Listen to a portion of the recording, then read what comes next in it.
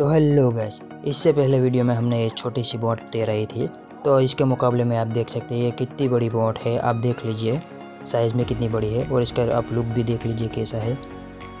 और इस बोट में हमने एक छोटा सा प्रोपेलर लगाया है, आप हम जूम करके दिखा दे रहे हैं, देख लीजिए आप।